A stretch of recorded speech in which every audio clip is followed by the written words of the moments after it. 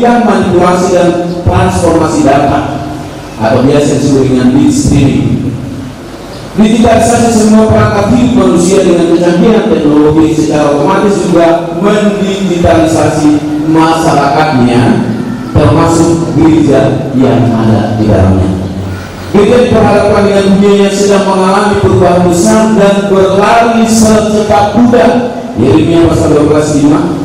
Apakah mau terlibat atau hanya menjadi penonton saja? Gereja memiliki panggilan untuk melayani dunia yang sedang dalam proses perubahan yang demikian masif dan cepat. Biasanya disebut dengan accelerate. Konsekuensinya gereja harus tetap ada dalam perubahan atau mengikuti perubahan yang ditawarkan dunia tanpa harus menjadi duniawi. Gereja harus menanggapi perubahan dan kemajuan itu dengan bijak sehingga mampu menjadi pelayan yang baik bagi dunia. Ini berarti gereja harus bisa menyesuaikan diri dengan berbagai kebutuhan dunia yang kompleks dan serba digital. Tantangan yang ada dapat menjadi sebuah kesempatan untuk berbenah dan meningkatkan kualitas pelayanan gereja, baik ke dalam maupun mengembangkan pelayanan lain secara misionis. Perkembangan teknologi sudah memberikan perbedaan dalam cara beribadah yang dilakukan gereja sekarang dengan gereja pada awal abad 20, apalagi dari masa para rasul atau gereja mula-mula. Jemaat sekarang ini sudah jarang membawa Alkitab yang fisik yang ada adalah Android, Alkitab Android ya. Apalagi bukunya, karena semua hal tersebut sudah terbalut oleh kemajuan teknologi yang semakin memudahkan orang untuk beribadah di gereja.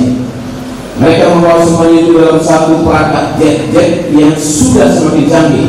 Semuanya mengalami pergeseran seiring berubahnya masa zaman. Ada gereja yang bersikap anti-parti, ada yang menerima bahkan mengikuti tren yang berkembang demi mendapat kunjungan dari jemaat dengan selera yang umum. Praktek tersebut sudah mewabah dalam banyak gereja, membuat kemasan ibadah yang sesuai dengan selera pasar. Inilah dunia di mana gereja hidup saat ini yang tidak serta-merta dapat diukur dari pola zaman para rasul sekalipun. Pada akhirnya gereja harus saling menghormati dan menghargai persoalan selera yang mengikuti pola perubahan dan perkembangan zaman. Tantangan digitalisasi seharusnya tidak dihadapi secara apatis, namun juga tidak serta-merta menjadikan teknologi menjadi tuan atas kehidupan, bahkan hingga pelayanan gereja. Menyikapi kemajuan teknologi tetap harus berpadanan pada konsep pelayanan dan pengembangannya secara biblikal.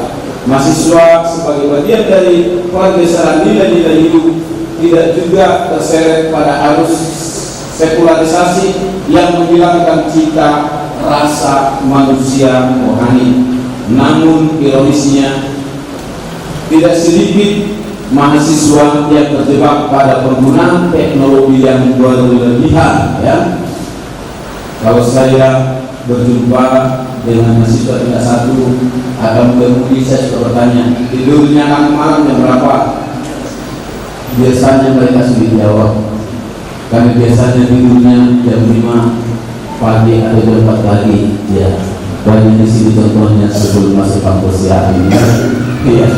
Itu tadi karena berlebihan memanfaatkan teknologi. Karena itu pada prosesnya mahasiswa tadi menjadi hamba teknologi, bukan sebaliknya, atau semestinya menjadi tuan atas teknologi. Digitalisasi pada dunia akademis telah dirasakan dampaknya setidaknya dengan penerapan sistem online pada semua sektor dunia pendidikan dan pada proses belajar yang tersedia dengan konsep e-classroom.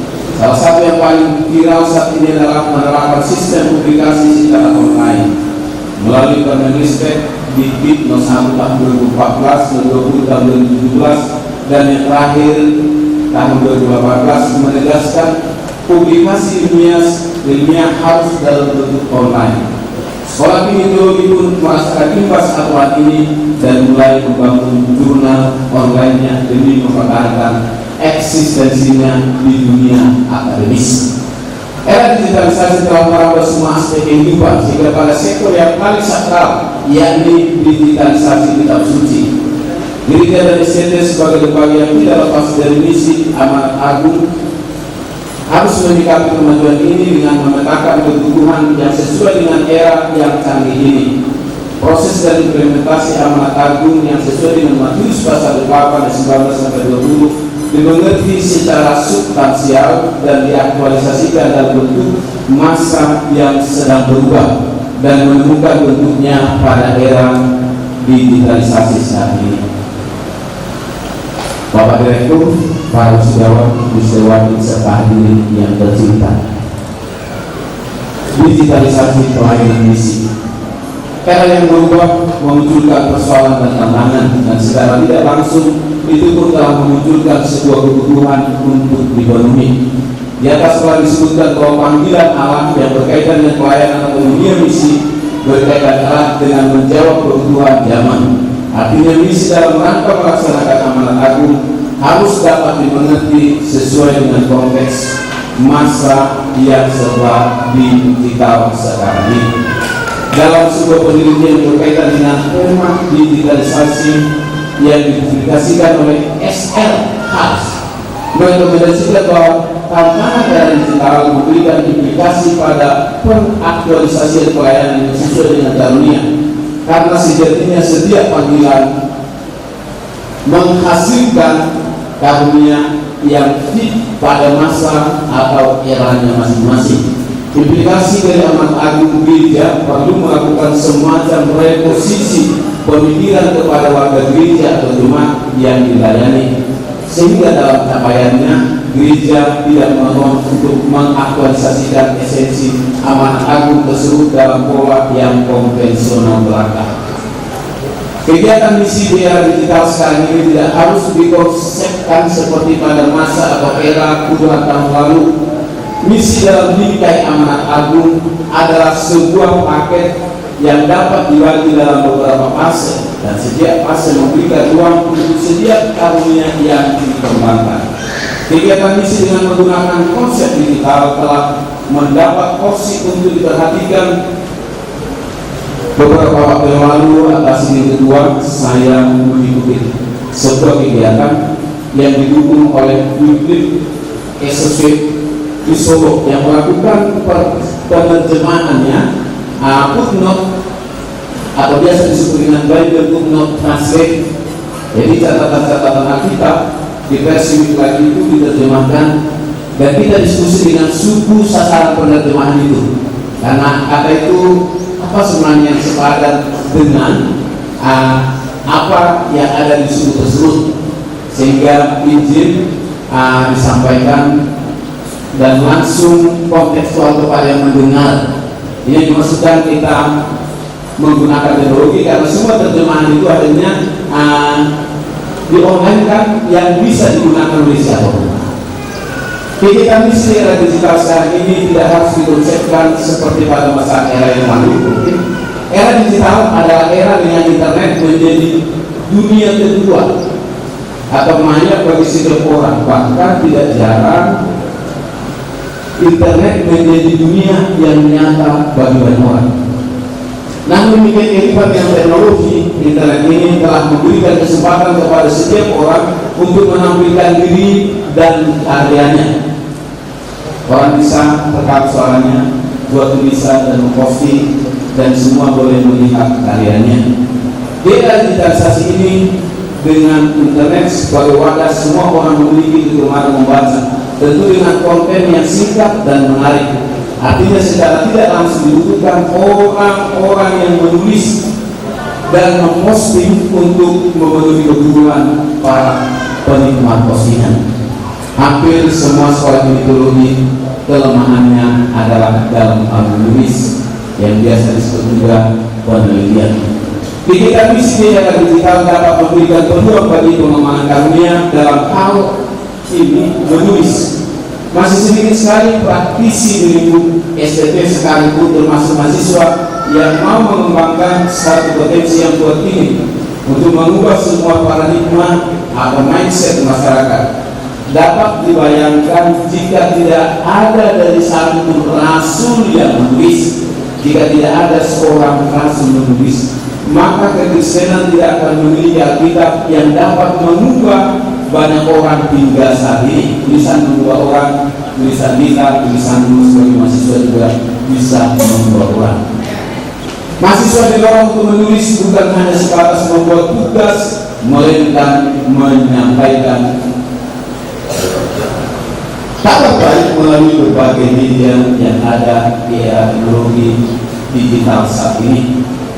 Media sosial secara tidak langsung sesungguhnya menjadi wadah misi untuk menyampaikan asupan yang sangat baik bagi para penikmat medsos tersebut. Kembali pada pribadi masing-masing, apakah mau menjadi tuan atau hamba atas teknologi digital yang semakin berkembang ini?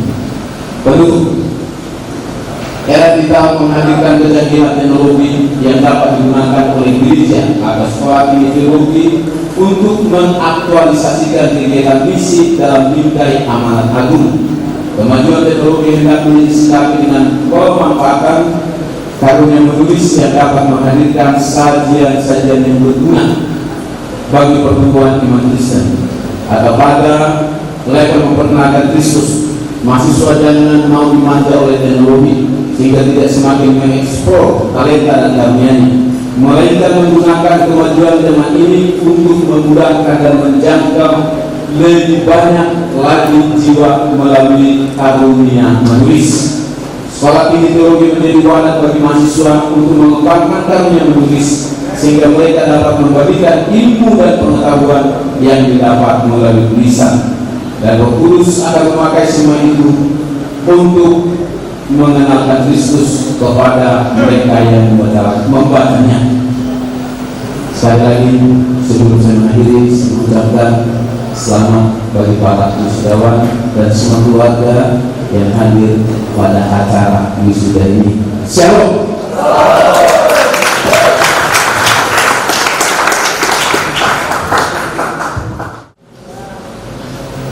Baiklah Bapak Ibu Saudara, kita akan menyembah Tuhan.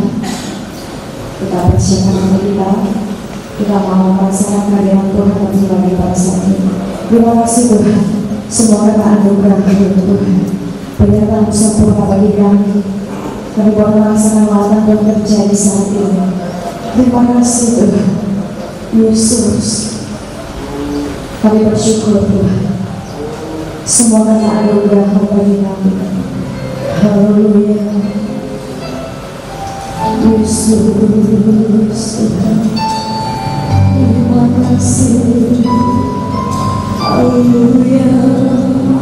Kita dapat jangan Tuhan. Haleluya. Terima kasih.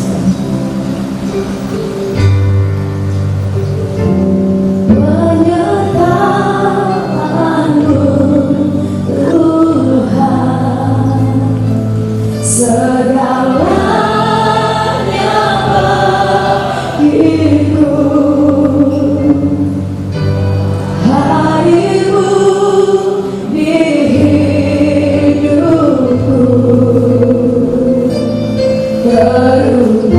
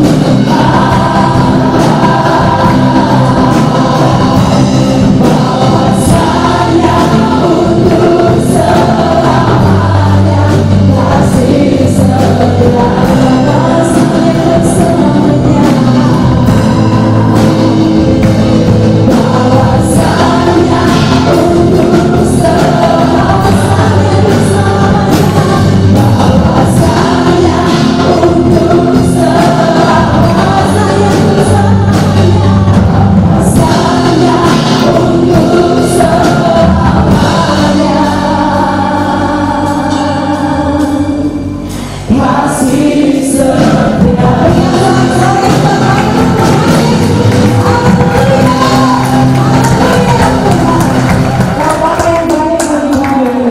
Terima kasih buat anugerah dalam nama Yesus. Haleluya. Amin. Baiklah Bapak Ibu Saudara, kita akan memberikan persembahan kita kepada Tuhan untuk doa persembahan. Saya minta dengan kasih Kristus, Bapak John Romenda. Kami naikkan syukur pada siang yang penuh perkataan ini. Dengan sudah siapin, kami boleh memberi yang terbaik dari apa yang ada pada kami. Di atas semuanya ini adalah kemuliaan bagi nama Tuhan. Sudah memperlebar bacaannya. Setiap yang memberi diberkati oleh Tuhan. Kami bersyukur, doa kami, dengan syukur kami di dalam nama Yesus. Amin. Pujian Tuhan, kita ada pujian kepada Tuhan. Aku diberkati.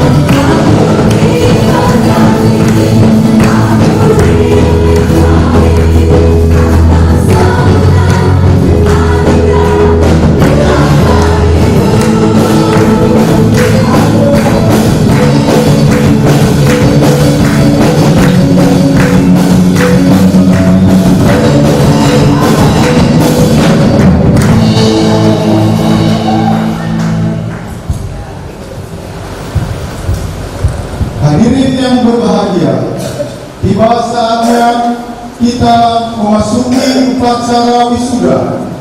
Hadirin dimohon berdiri.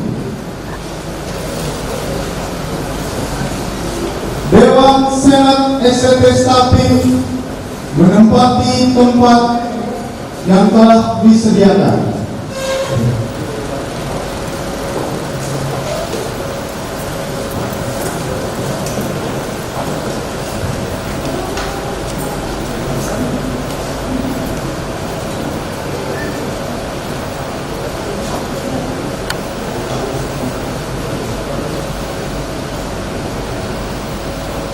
Wisudawan dan mahasiswa Stapin menyanyikan lagu himne guru. Hadirin dipersilakan duduk.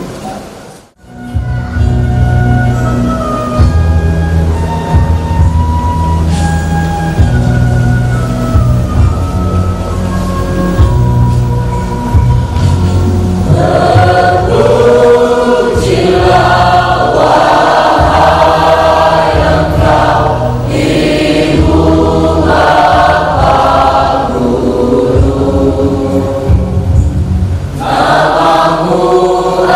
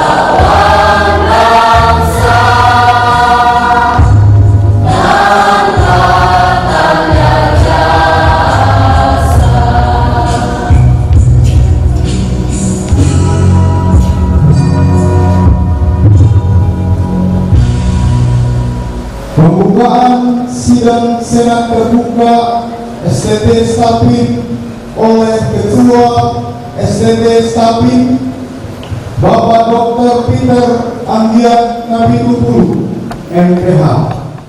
Sidang senat terbuka STT Stapin Majalengka hari ini Jumat 15 Februari 2019 resmi saya buka di dalam nama Bapa, Anak dan Roh Kudus yang dalam nama Tuhan Yesus Kristus.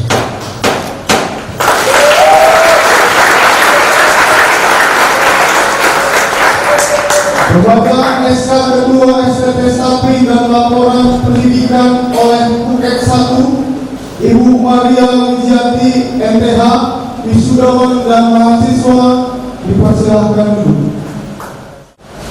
Izinkan saya membacakan surat keputusan Ketua STT Stapin Majalengka pada hari ini. Surat keputusan Ketua Sekolah Tinggi Teologi Stapin Majalengka nomor 098A /SK /Stasea nomor 7/2019 tentang penetapan yudisium mahasiswa program 1 teologi atau STH program studi teologi kepemerintahan semester genap tahun akademik 2017-2018 Sekolah Tinggi Teologi Stapin Majalengka. Ketua Sekolah Tinggi Teologi Stapin Majalengka menimbang A. Bahwa ketertiban dan proses kelancaran pendidikan dan pengajaran di Sekolah Tinggi Teologi Stapin Majalengka maka perlu disusun surat keputusan Ketua tentang yudisium mahasiswa program studi teologi kepemerintahan. B. Bahwa yudisium merupakan tahapan akademik yang harus dilalui oleh mahasiswa sebelum wisuda sehingga dipandang perlu untuk menerbitkan surat keputusan ini. Mengingat 1. Undang-Undang Nomor 20 Tahun 2003 tentang Sistem Pendidikan Nasional. 2. Undang-Undang Nomor 12 Tahun 2012 tentang Pendidikan Tinggi. 3. Peraturan Pemerintah Nomor 19 Tahun 2005 tentang Standar Nasional Perguruan Tinggi. 4. Keputusan Menteri Nomor 178 Tahun 2001 tentang gelar dan lulusan perguruan tinggi. 5. Surat Keputusan Dirjen Dimas Kristen Kementerian Agama Republik Indonesia Nomor PJ-3/HK 005/698/2015 tentang perpanjangan izin operasional Sekolah Tinggi Teologi Stapin Majalengka. 6. Surat Keputusan Badan Akreditasi Nasional Perguruan Tinggi atau BANPT nomor 5/SK/BANPT/Akred/S1/2019. 7. Statuta Sekolah Tinggi Teologi Stapin Majalengka menetapkan keputusan Ketua Sekolah Tinggi Teologi Stapin Majalengka tentang yudisium mahasiswa jenjang salah satu teologi atau STH prodi teologi kepemerintahan pada semester genap tahun akademik 2017-2018. Pertama, bahwa mahasiswa salah satu teologi atau STH dan program sertifikat prodi teologi kepemerintahan yang lulus pada semester genap tahun akademik 2017-2018 periode Juli 2018 sebagaimana terlampir. Kedua, kepada mahasiswa yang telah dibukukan berhak menyandang gelar sesuai dengan ketentuan yang berlaku. Ketiga, keputusan ini berlaku sejak ditetapkannya dengan ketentuan bahwa apabila di kemudian hari terdapat kekeliruan akan diadakan pengembalian sebagaimana mestinya. Ditetapkan di Mandalika pada tanggal 15 Februari 2019, Sekolah Tinggi Teologi Sapi Mandalika Dr. Peter Ayer Kapitulu Magister Teologi. Selanjutnya saya akan membacakan laporan pendidikan Sekolah Tinggi Teologi Sapi Mandalika, Sekolah Alkitab Penyebaran Injil Mandalika atau SIAPIM. Kepada yang terhormat Bapak